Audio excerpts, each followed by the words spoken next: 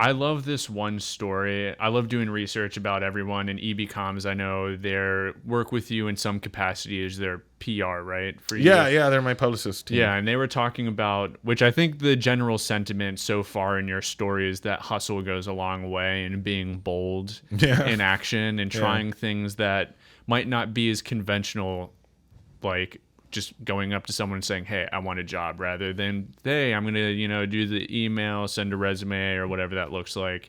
But an awesome story that I heard, and I would love to know the truth behind this tale, is that when Steven Spielberg and Kaminsky were getting ready for West Side Story, you really wanted to be second unit or something along those lines. So you put a lot of money into doing a sequence to pitch that to them. Yeah. Could you tell us what that was all about?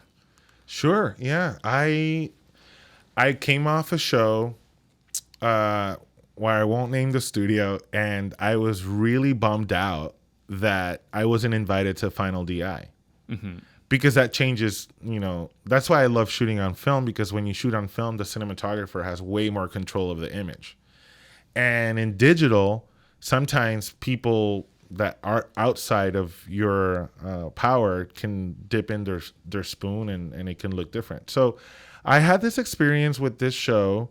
It was a studio picture series, and we shot it in a specific way on set, and it came out differently on streaming. So I was a little bit bummed out about that. And at the same time, the same day I find out, I hear that Steven Spielberg and Janusz are going to do West Side Story. So I had my, light bulb went off, and I remember calling my representation and telling them, "Hey, Steven Spielberg and Janusz Kaminski are going to do West Side Story." And I remember they were like, "So, okay." And then, and I was like, "Well, what's to say due to the subject matter? Why couldn't they consider for second unit DP, Hollywood's Puerto Rican DP?" And they were like, "Oh, wow, what a great angle. Why don't you write them a letter?" So I wrote them a letter. I wrote Steven a letter. And I guess it was well received. And my representation tells me like a month later, "Hey, the letter was well received, blah, blah, blah." And I'm like, "All right, well, what's next?" And they're like, "Well, now you wait because they're in developing." And I'm like, "All right, cool. I'm going to wait." Obviously, I'm not going to wait because if you know me, I'm like super hustler, and I'm always thriving to work with the best, or at least to work in a standard of quality that I feel, happy with. And basically, I decided to sell my car and my lenses and my Nikon D850 at the time, and I gathered 10 G's. I gathered $10,000, and I canceled my Christmas vacation to Puerto Rico, flew to Dallas. A lot of people don't know this. This is a fun fact. I flew to Dallas because there was a private school in Dallas that was, I guess, sharing the original costumes of West Side Story in a warehouse. And my girlfriend at the time, she and her family were helping me out with the process. So we brought those costumes back. And I spent a weird New Year's Eve because all I could think of was, pulling this off. Because I finally saw the original film. Mm-hmm. I never wanted to see it because I always found it racist, and the way they portrayed Puerto Ricans to me was very offensive. So I was just like, I'm not going to watch this. But I finally watched it. It's a masterpiece. It's got beautiful, beautiful like frames, just master compositions. And so I proceed and I shoot a lens test for Janusz and Steven. And I get, again, my friend at the time, she was a really good friend with the choreographer of Dancing with the Stars. So they brought dancers that are in Dancers with the Stars. And that was like a really neat experience. Mm-hmm. Shot it on film, same film stock, used P vintage glass, can't go wrong, And and we went to war for like a whole day. I used the money for like art department, insurance, and I think location. And what was the outcome? Dude, believe it or not, it was good. It was his team reached out to me, I don't know. I've never been asked. This is so cool because I'm finally like being cool about it and like truly transparent. But his team, his right-hand producer and his team reached out, and they gave me like incredible encouraging words, and it was all I needed. It was kind of like beautiful respect. I think respect is everything. Yeah. And there's a lack of it in our industry. It's like really aggressive out there. And I'm just like a, like a big teddy bear trying to shoot cinematic, shots and cinematic pictures. And that really just came out of passion. Yeah, which I think that's beautiful. And I think the hard part with the current stage of filmmaking, and I think about this quite often, is that it's been an art form that's been around for so long. And it used to be celebrated just making a film because it was a feat. But now with the proliferation of streaming and the amount of content that's being made, we're not cognizant of the body of work that's being amassed, which it's like amazing that we can even pull off all of this content so quickly, but also the people that are working on it. And I think the respect has dwindled just because we're not aware of it as much as we once were. It used to be a lot more respected by audiences because seeing a film, we're like, oh wow, this is great, this is prestigious.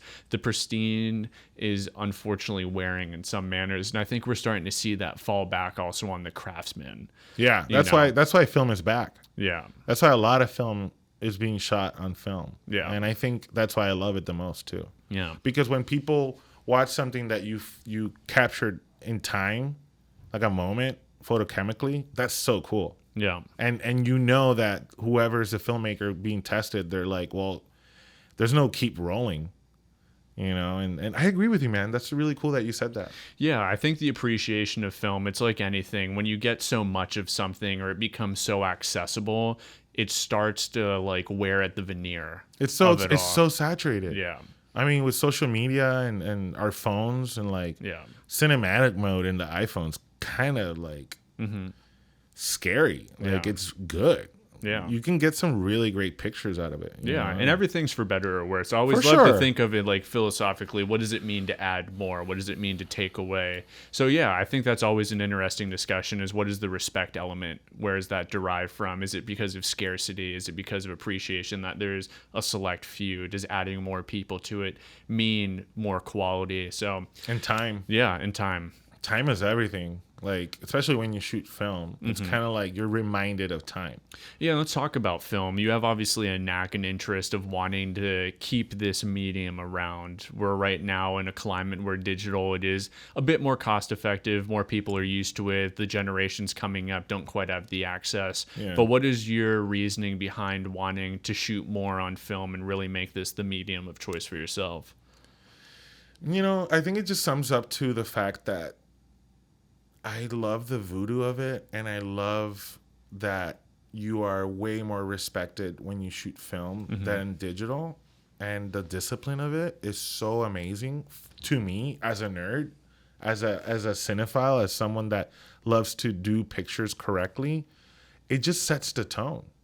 Like everyone from the crew to the actors from front of the glass, behind the glass, having film in the horizon, it's just kind of like, whoa, this is like the real deal. And, it's definitely changes the way first of all, it's the quickest way to shoot. The way I do it is like, well, we don't have to spend money on a DIT or hard drives, or, you know what I mean? Like you cut your grip package in half because you don't need that much diffusion, so there's like little things here and there, but in a nutshell, it's really because there's an emotional value to it when you capture stuff on film versus when you capture it in digital. Is there a time and a place where you would consider shooting digital? Do you look at it that way per project, or do you really just love the quality of film and try to have that be something that you navigate into most stories? No, that's a great question. I'll go on the record and say that definitely depending on the project. Yeah. Because it's true. You watch The Revenant, that had to be shot on digital, going back to The Last of Us, this is perfect.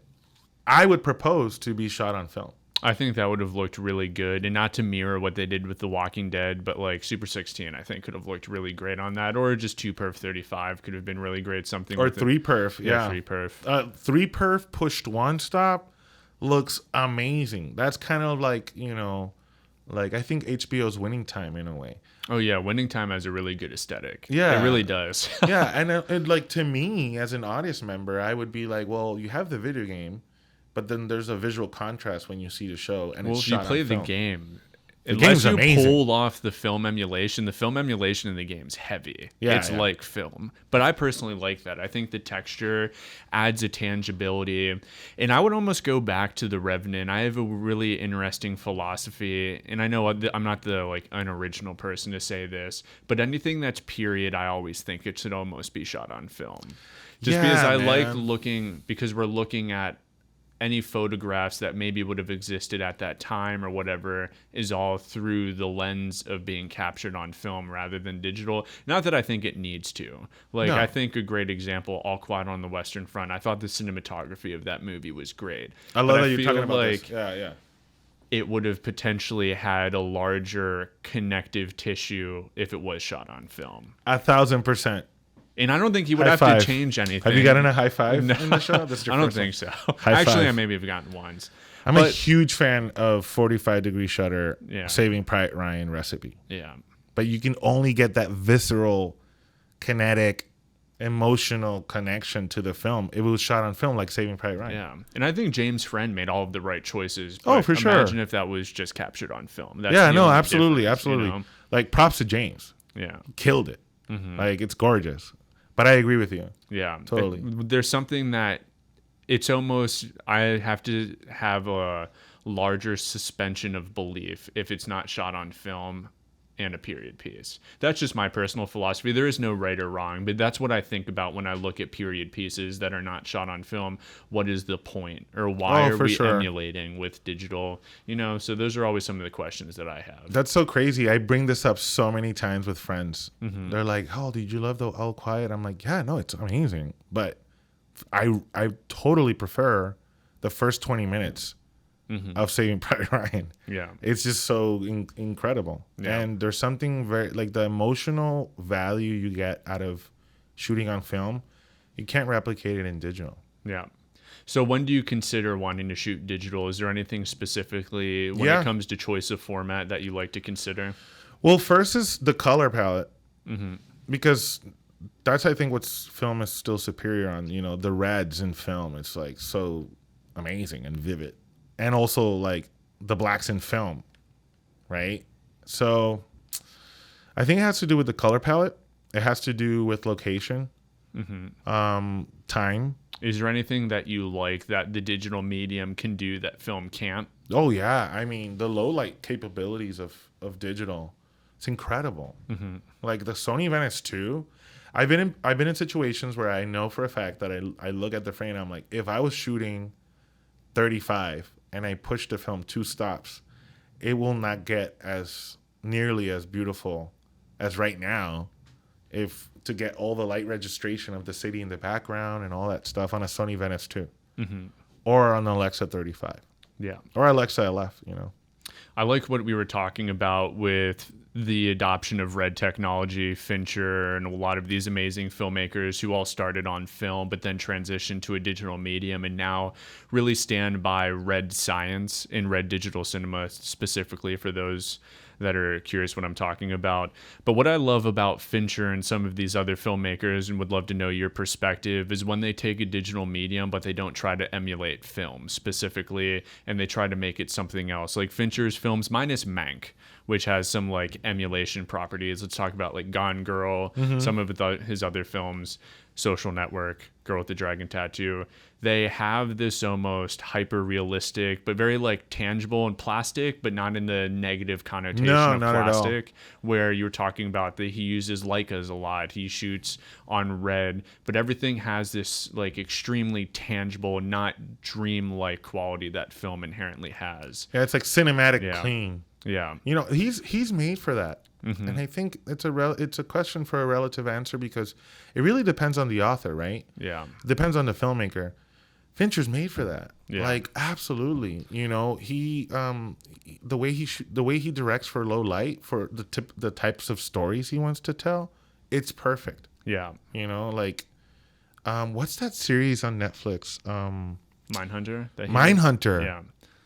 Which that's all, Amazing. and he uses so many digital elements. I mean, if you look at the sets of Mindhunter, I thought a lot of it was shot on location, and then I find out that it's not. Yeah. So I'm like, oh, okay, that makes sense. But I guess my question ultimately is something that I personally like, And I rarely get people that agree with me on this, but I actually kind of stand by it. What I love when people use digital is in a way that it's not purely for emulation, and they try to do something that would be either extremely costly or just hard to pull off. Say like, and I'm not saying that it always works, for the record, but like Peter Jackson or Ang Lee, when they shoot 48 frames or 120 frames, philosophically that stimulates me because it's progressing the film medium. Or James Cameron, who shoots high frame rate. Do I think it looks the best? No, but I don't think everything is always about if it's looking the best. I think that's a very modern way to look at things. But I love when I see filmmakers taking the digital capture medium and doing something that would not be suggested potentially for film. What are your thoughts on that? I think we got to push the barrier. You know, we always got to like strive for the best. What's the next frontier? Everyone you mentioned is a specific author. It's a specific filmmaker that are perfect for that medium. Yeah. You know, really quick, going back to Fincher, he does, you know, hundreds of takes, right? You can do that in digital. You should not do that in film. Yeah. Avatar 2 looks so incredible, and the textures, it's just mind-blowing, dude. Yeah. And you know, like how James Cameron pushes that is really incredible. Guillermo del Toro too. You know, so I think it depends on the author and what they're gonna like deliver, you know, because like Spielberg hasn't done anything in digital, but there's a reason for that. Same thing for Tarantino. Yeah. And look at Paul Thomas Anderson. I don't think Paul Thomas Anderson movies can be shot on digital. They wouldn't have the same. Yeah, I mean, look at Phantom Thread. I think that's one of my favorite, or my two favorite films, Phantom Thread, Inside Llewyn Davis. Those two just carry. Inside Llewyn Davis is probably, oh no, that's the Coen brothers, sorry. Well, Phantom Thread, I'll just loop back to PTA. There's just something that's so beautiful about the look of that film. And then I'll talk about Inside Llewyn Davis, because that film's also brilliant in the way that it looks. Yeah, there's just something, the two mediums are great, and I think that's awesome. But I want to pivot to your latest project, Foster Ranch, which was also shot on film. Yeah. And I would love to give us a little overview about what that film is, what your intentions are, and what you're trying to do with it. The Foster Ranch is a dissolution. It's a story about the dissolution of a family on the night of July 7th, 1947. I personally, in the last couple of years, have developed a lot of sympathy and empathy for animals and Mother Nature and everything that it's been going around. And I just kind of like feel uncomfortable in a weird way that humans are just like destroying everything. And just thinking that we're not in a really good place, I wanted to do something that reflected on us. And the story takes place in July 7th, 1947, and how that correlates with today's, you know, problems. And it's sci-fi. Yeah, I love it. And it was an excuse to shoot 35 millimeter anamorphic, to be honest with you. Yeah. And what was the choice for going with the 35 millimeter anamorphic? Was there something that the story felt like it needed to embody that look? Yeah, it's just the punch of it. It's like the most superior format in my opinion. It just costs a lot, you know. Right. You're shooting 4-perf. You got to know exactly what you want because you're locked into a 2:39 aspect ratio. You can't do anything, you know. Yeah.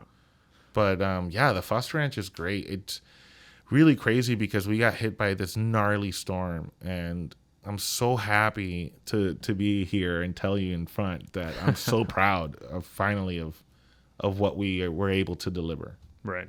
Because and then, you know, it's crazy. I think about it now and seeing the way people reacted to the film and watching the film in the big screen, I would totally do it all over again.